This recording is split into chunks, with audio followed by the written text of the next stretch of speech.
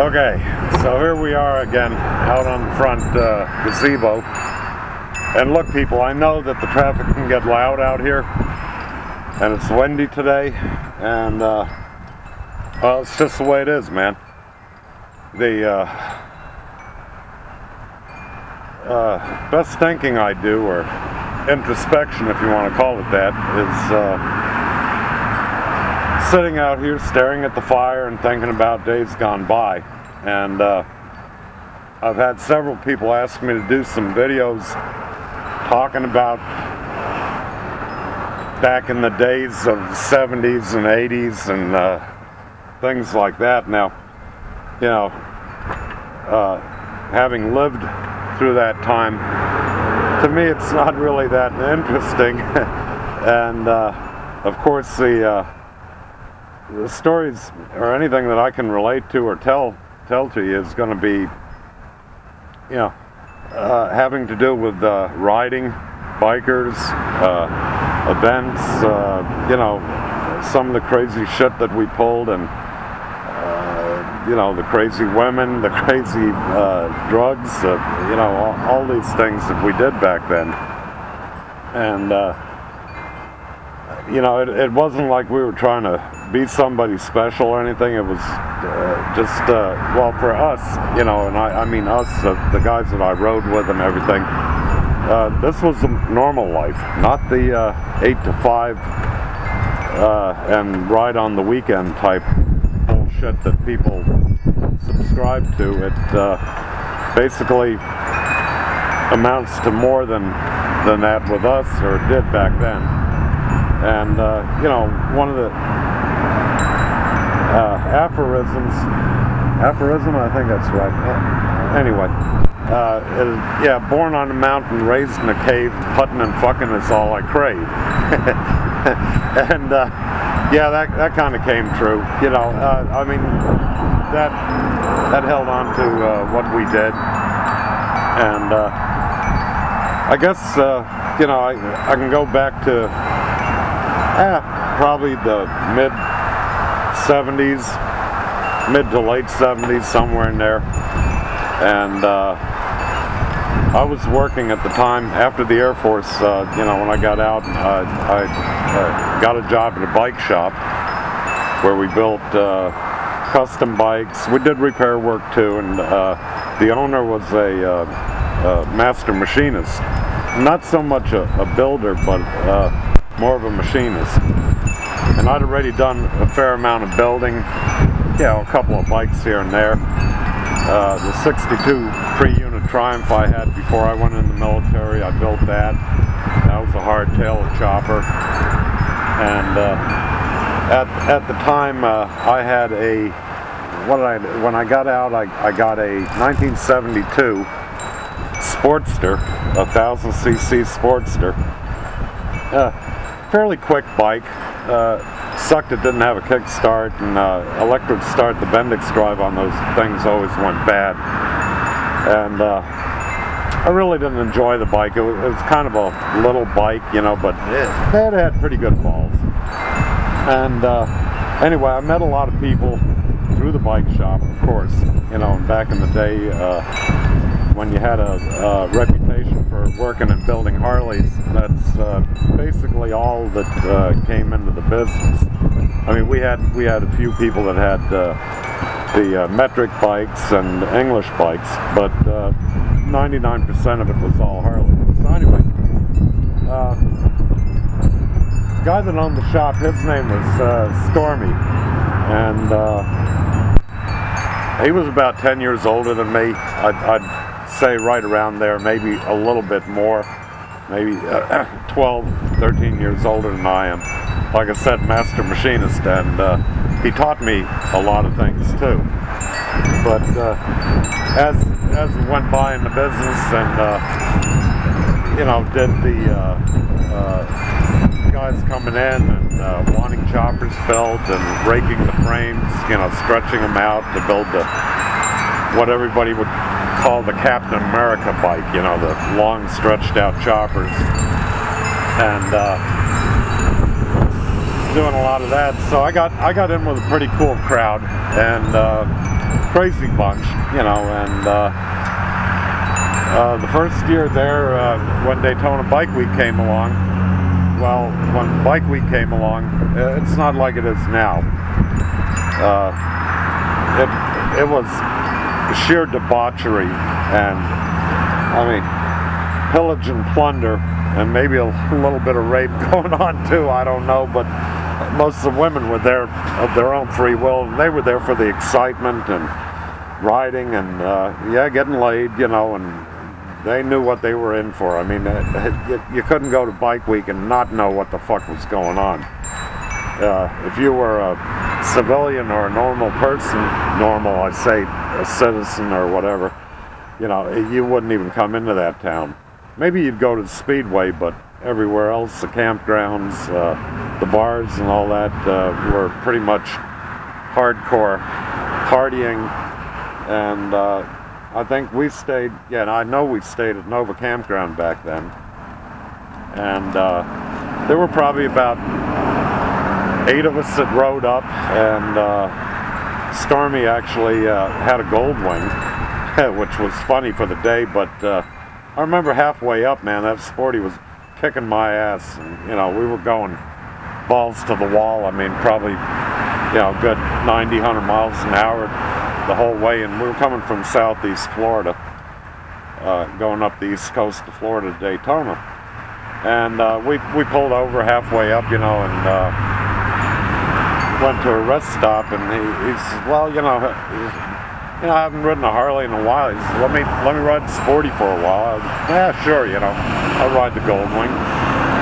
And we rode each other's bikes halfway, you know, the rest of the way up. Which, you know, I got to admit, I really enjoyed that Goldwing.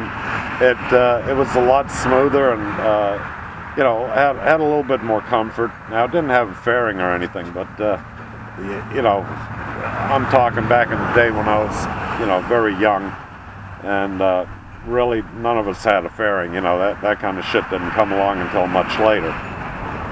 So yeah, we rode up there, and then we got into the campground. We met up with a couple people that were coming in, 2 guys, and one on a Harley shovel, and the other one on a, goddamn, what was that thing? I don't know, it was some kind of a metric bike, a big one. And they came in from Alaska. Now, you know, back in the day, Alaska, that was all gravel road coming down to the States, or to the mainland. And they couldn't get a campground, you know, they hadn't planned ahead, they didn't call ahead, or something happened there, and we told them, you know, yeah, come on, you know, they can stay with us.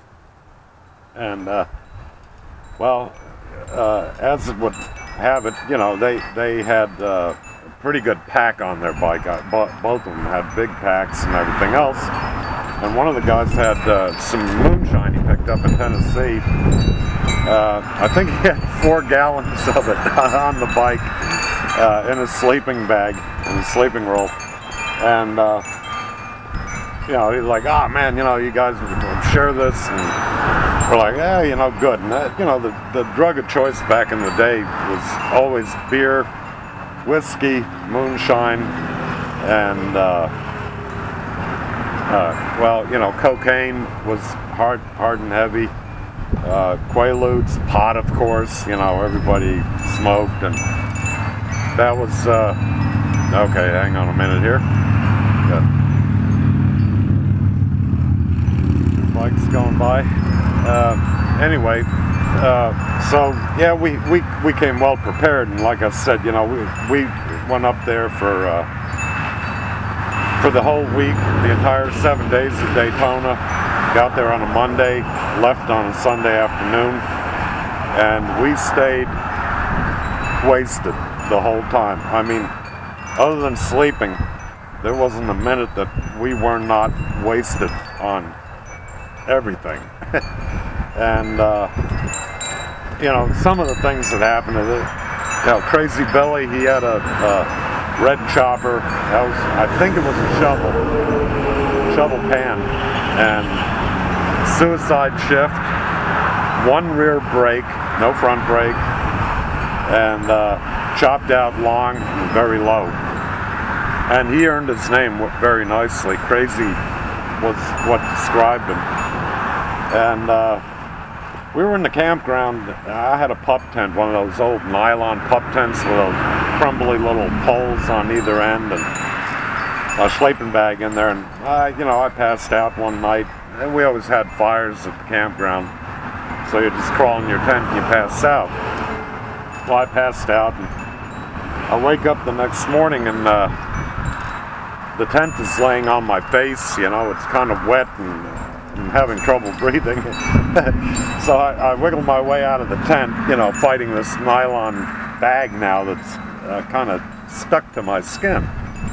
And the two guys from Alaska, they're up there, oh my God, he's alive. Well, what? And they said, well, Billy ran you over last night. That's why your tent is down. We figured he killed you. I thought, no, nice of you to check on me, give me a drink. So anyway, we're sitting there and we're looking at the tent, and I said, nah, nobody ran me over, I feel fine, And sure enough, there were muddy tire tracks going right across where my neck or upper chest was. And I never felt a damn thing. It goes to show, how fucked up we were. And, another night, I came into the campground. It had been raining a little bit. Everything was muddy. I was coming in kind of hot and heavy, fast, and I see everybody sitting on logs around the fire. They're all drinking and doing their thing, and I come in and I slam on the brakes, and man, it was nothing but mud. The bike just keeps flying right through everybody sitting around, hits the goddamn fire and spreads it out into a ball of fire going everywhere. Everybody's falling off the logs, scrambling to get out of the way and shit and everything. And they told me I just sat on the bike for a minute, never put my feet down. The bike fell over, and I was laughing my ass off. And everybody's freaking out because they're thinking the bike's going to spill gas, it's going to catch fire or whatever, and they grabbed it, and everything turned out okay. I don't remember much of that night either. So, we used to go into town. We hit all the hot spots, Spotniks, the campground at Spotniks, the pasture there. That was always a good time. The KOA was all right. That was when you still went downtown, and Main Street was kind of a nutcase place. I think that year, or maybe the year after, two of the rival clubs, two guys got into it.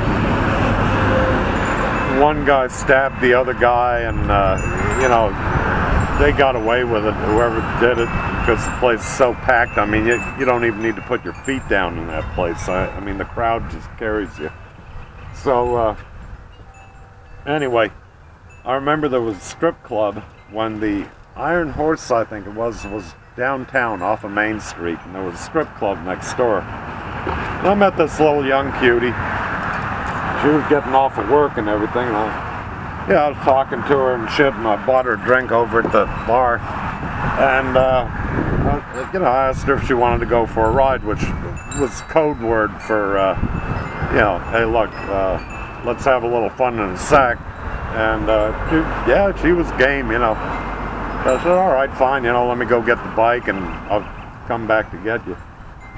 So I go back around, and she's standing out front, so I make a U-turn, I go up on the sidewalk, she gets on the bike, cop comes running over to me, and what the fuck you think you're doing? I'm picking her up.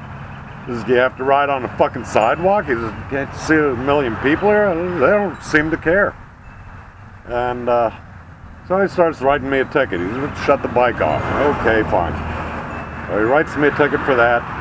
Then he writes me a ticket for loud pipes, high handlebars, and illegal U-turn. Well, the whole thing is, if you don't get at least 5 tickets during Daytona Bike Week back then, you were an amateur. So anyway, I was pretty wasted by that time, and you know, this drinking age in Florida was, I think, 18, and I wasn't 21 yet. I forget how old I was. Anyway, so yeah, there was no problem, and the cops really didn't give a fuck about that as long as you could hold the bike up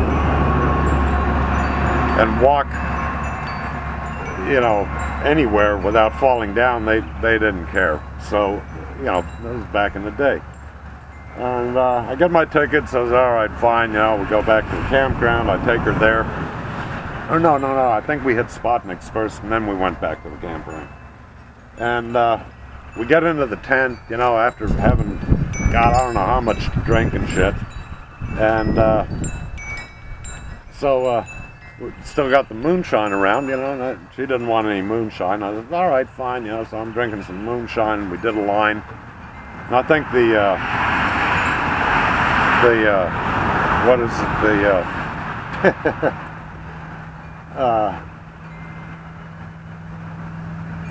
it, geez. We might have popped a couple loads too, but I forget now. Yeah, in either case, I passed out. Okay? Passed out in the tent with her in there. And woke up later on that evening. You know, everybody's already back at the campground and shit. You know, she was gone. And yeah, I didn't get laid. I just didn't get laid, and not that day anyway by her. She went off to find better things to do, you know, different guys, and like I said, look, you know, when you get in that type of environment where every campsite you go to, every place you go to, there's drugs, there's, you know, and the women were getting it, you know, for free to, you know, put out, and they were putting out. I mean, some of the broads, you get close enough to them and you can just smell the sex or the cum on them, you know, and those are the ones most of us stayed away from, even though we were pretty gross motherfuckers too. But, you know, we stayed away from that type of thing, you know, where they hadn't had a shower in a couple days, even though they looked good, but they were just used up in a couple days. So, you know, that was one of the first years of really having fun being of age. You know, I went before I was of age. I went to Daytona, but you know, I was underage. Wasn't drinking very much. I mean, I got a couple of beers here and there, but plus I went with another guy that you know, he was kind of a straight and narrow, and you know, we kind of just hung out to watch what happened. But you know, I was, what, I think 16 years old or maybe 17 at the time. So just, you know, being that I hung around clubs at that age already, but I'd never been to Bike Week. So that was my first year at Bike Week, and I did get another ticket on the beach for speeding. I forget what the speed limit was on the beach, but you could drive on Daytona Beach. And of course I had to haul ass and, you know, try to do something foolish, showing off. Like I said, a lot of women out there, and, you know, a lot of things happening. So, yeah, you know, I mean, that's kind of one of those little war stories that you tell from memory. Not that it's anything earth-shattering, you know. Times were different back then, and I know in you know, years to come, when Bike Week, you know, and I told employers, I said, look, I need the first week in March off. That's when Bike Week used to happen every time. It's the first full week in March. And I don't know what it is now, but you know, I told them, I said, look, I need that week off. I will be going. And they'll, you know, a couple of employers, well, we'll see. And I said, look, it's not a matter of we'll see. It's a matter of I am going. So be prepared that I'll quit. And I have. I did that about 4 or 5 times. I quit the job just to go to Bike Week. And course, you know, when I got back, they said, well, you know, we can't have this. No, that's fine. You know, I told you ahead of time, and do what you want to do. I'll find another job. No big deal.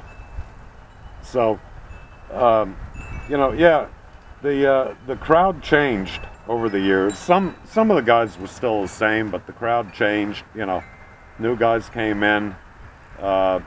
We always stayed at Nova, and maybe I'll get into some later on stories and you know, talk about things that happened in following years until I quit going. And I think my last year in Daytona was probably 1984 or 85. And I did go back in 90 and 91 with my second wife, because she had friends in Norman, and she wanted to go visit them, plus she had her own bike. So the first time we went up there, we were riding, and we were up in, well, we were about the halfway point, just tooling around. And I told her, I said, look, if you want to go to Daytona, let's go now. It's going on, you know, and we just went ahead and went.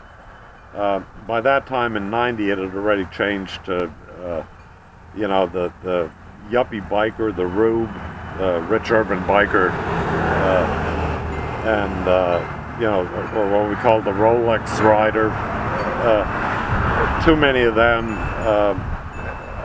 way too much changed. And in 91, when we went back up, basically that was just, we stayed with our friends. We kind of stayed there the whole time. Yeah, we went out with them and hit, I think we hit the Cabbage Patch, and we didn't even go downtown that year. So I guess technically speaking, 91 would have been my last year, but it wasn't. The 90 and 91 weren't the years of the totally crazy lifestyle that for us was something to look forward to like I said, to be normal, to feel normal, to get that out of your system. And I'm sure that the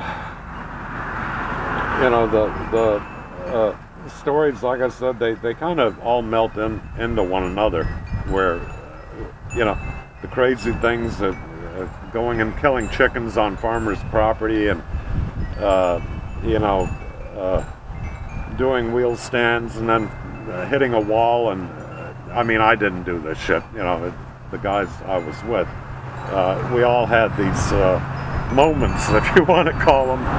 And I think the statute of limitations has run out on most of the things that we did.